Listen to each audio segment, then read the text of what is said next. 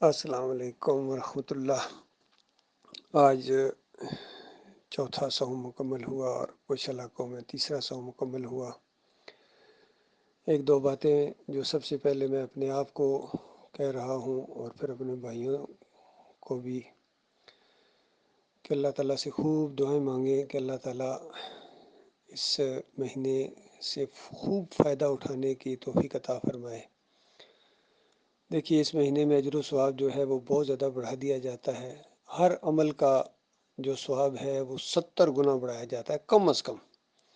عام دنوں کے اندر کم از کم 10 گنا بڑھایا جاتا ہے، اور خلوص زیادہ ہو تو 700 گنا تک بھی، اور زیادہ خلوص ہو تو اس سے آگے بھی گنجائش موجود ہے۔ اور رمضان میں تو ہر عمل کا جو ثواب ہے وہ کم از کم 70 گنا ہوتا ہے، اس سے آگے جتنا خلوص ہے وہ بڑھتا چلا جائے گا۔ مثال کے طور پر آپ کہتے ہیں الف لام میم، تو نبی علیہ السلام نے فرمایا ہر حرف کے اوپر 10 نیکیاں ملتی ہیں۔ اور میں نہیں کہتا ہوں کہ الف ایک حرف ہے، یعنی الف لام میم ایک حرف ہے، بلکہ میں یہ کہتا ہوں کہ الف ایک حرف ہے، لام ایک حرف ہے، اور میم ایک حرف ہے۔ یعنی یہ 3 حرف ہیں، اور جو کوئی بندہ الف لام میم پڑھتا ہے قرآن پڑھنے سے پہلے، سورہ البقرہ سے پہلے، تو صرف الف لام میم پڑھنے کی اس کو 30 نیکیاں ملتی ہیں۔ اور رمضان میں اگر یہی لفظ پڑھے گا، 3 حرف پڑھے گا، تو آپ اس کو 70 سے ضرب دیں تو 2100 نیکیاں آپ کے نامہ اعمال کے اندر ڈال دی جاتی ہیں۔ اب جو اور زیادہ قرآن پڑھے گا اس کو خود سوچیے کتنا زیادہ اجر و ثواب ملے گا۔ اور ان دنوں کے اندر جو سب سے زیادہ محبوب عمل ہے اذکار کے حوالے سے، وہ ہے لا الہ الا اللہ۔ یہ کلمہ ہے جو افضل ذکر کہا گیا ہے اس کو، کہ سب سے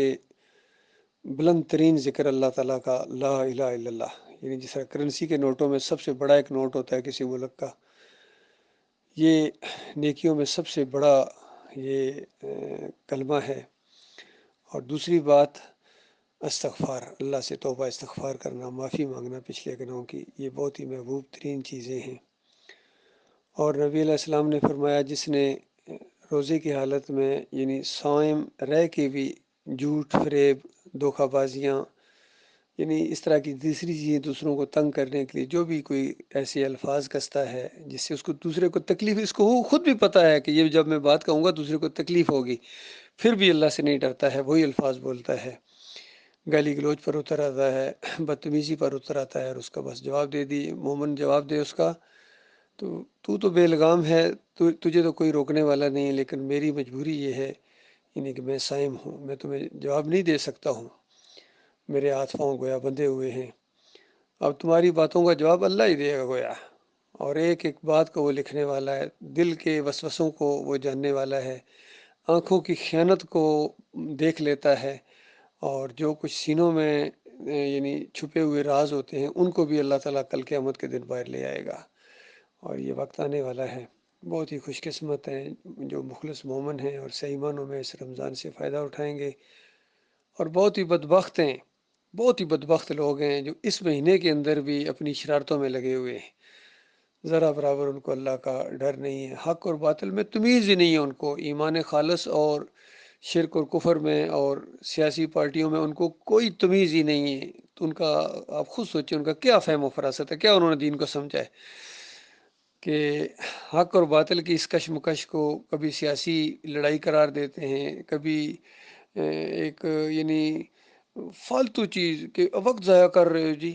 اللہ کے دین کی ہم دعوت دے رہے ہیں لوگوں کو اس مہینے میں، تو اللہ تعالیٰ اس کا اجر بہت بڑھا دے گا، ہمارا ایمان ہے۔ عام دنوں کے اندر بھی یہ سب سے بڑا عمل ہے، وَمَنْ أَحْسَنُ قَوْلًا مِّمَّنْ دَعَا إِلَى اللَّهِ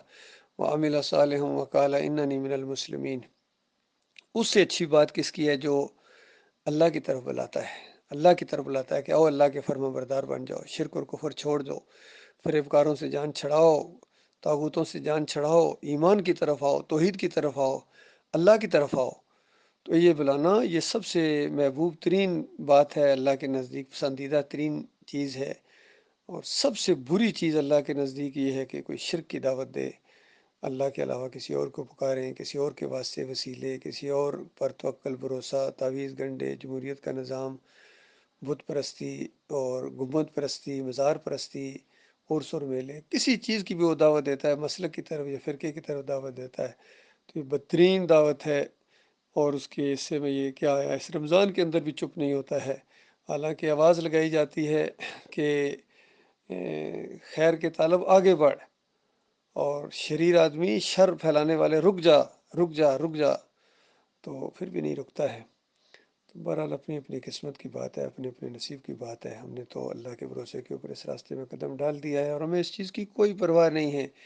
کیونکہ ایک خاص صفت مومنوں کی، ایسے مومنوں کی بتائی گئی ہے سورہ المائدہ کے اندر،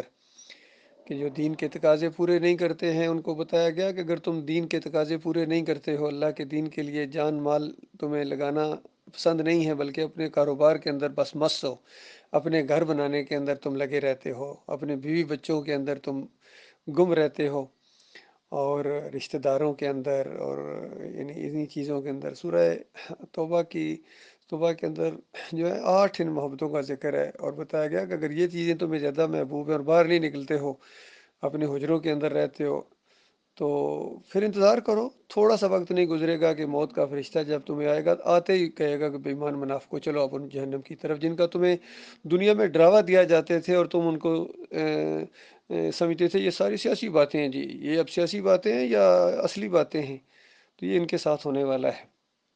تو مالک فرماتا ہے کہ اگر یہ دین کے تقاضے پورے کوئی گروہ نہیں کرتا ہے تو اللہ کی نگاہ میں مرتد ہے، اور مالک کہتا ہے پھر میں ایسے لوگوں کو لاؤں گا، تمہارا یہ حال ہے دنیا داروں، فریب کاروں، مناظر بازوں، مولویوں، پیروں، مالک فرماتا ہے میں ایسوں کو لاؤں گا۔ پہلی بات تو یہ ہے کہ اللہ ان سے محبت کرے گا، اللہ ان سے محبت کرے گا، اور پھر وہ اللہ سے محبت کریں گے، گویا اللہ کے چنے ہوئے لوگ ہوں گے، اور پھر اللہ کے راستے میں جہاد کریں گے، اور کسی کی لون تان کی وہ برابر بال برابر بھی وہ پرواہ کرنے والے نہیں ہیں، جو چیز بھی اس راستے میں آئے، جو مرضی یہ بکواس کرتے رہیں، ان کی باتوں کی کوئی اہمیت ہی نہیں ہے، بلکہ جب بھی یہ کوئی الٹی بات کہیں گے، مومن اپنے دل میں اندر سے خوشی محسوس کرتا ہے کہ اس پر بھی میرا مالک مجھے اجر عطا فرمائے گا۔ یہ چیز ایسی نہیں کہ یہ بات ختم ہو گئی، یہ تو وہ ہے جس کا وہ اظہار کر دیتے ہیں، اصل چیز وہ ہے جو سینوں میں آگ ان کی لگی ہوئی ہے اس توحید کی دعوت کی وجہ سے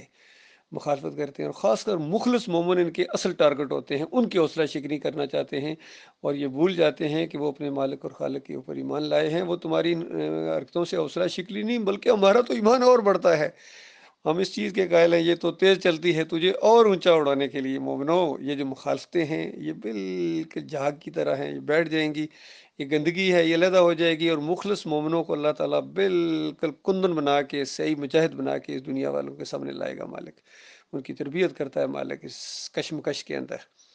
تو یہ معاملہ ہے، یہ مسلک پرستی اور فرقہ پرستی کے ماحول کے اندر، اندھیروں کے اندر، یہ جو کفر و شرک کے اندھیرے ہیں، یہ ایمان کی شمع روشن ہوئی ہے، اللہ تعالیٰ اس ایمان کی شمع کو آگے بڑھائے گا، اور ابھی بڑے لوگوں کے بھی دل جلیں گے، ابھی بڑے ان کے ہوک اٹھے گی ان کے اندر سے، جب اس دعوت کو اللہ تعالیٰ اور کامیاب کرے گا، آگے بڑھاتا ہے ان کو، ان کی آنکھوں کے سامنے مالک اس کو غلبہ جب عطا فرمائے گا تو ان کی آگ ان کے اندر اور اضافہ ہوگا، جل جائیں گے یہ، اور مرنے کے بعد ان کو جو اصلی آگ کے اندر جھونک دیا جائے گا وہ تو بہت ہی بڑی ہے۔ یہ خوفناک انجام ان سے اللہ تعالیٰ ڈراتا ہے، اپنے بندوں کو بھی دیکھنا، ان کی روش اختیار نہ کرنا، تمہیں میدان میں لایا گیا ہے، تم ثابت قدم رہنا، اور ایمان کے معاملے میں، اللہ کی وقار کے معاملے میں غیرت دکھانا، غیرتی رہنا، اور کسی کی پرواہ نہ کرنا، اور کسی پر چوٹ لگے، کوئی ناراض ہو، وہ ہمارا بھائی ہو، وہ بھانجا ہو، بھتیجا ہو، باپ ہو، ماں باپ ہو، بیوی بچے ہوں، اگر ایمان کے راستے میں سامنے آ گئے ہیں اور ایمان کی بجائے کفر و شرک اور کافروں اور مشرکوں کو زیادہ ترجیح دیتے ہیں، اہمیت دیتے ہیں، پھر تمہارا مومنوں ان سے کوئی تعلق نہیں ہونا چاہیے۔ اللہ تعالیٰ ایمان کا یہ معیار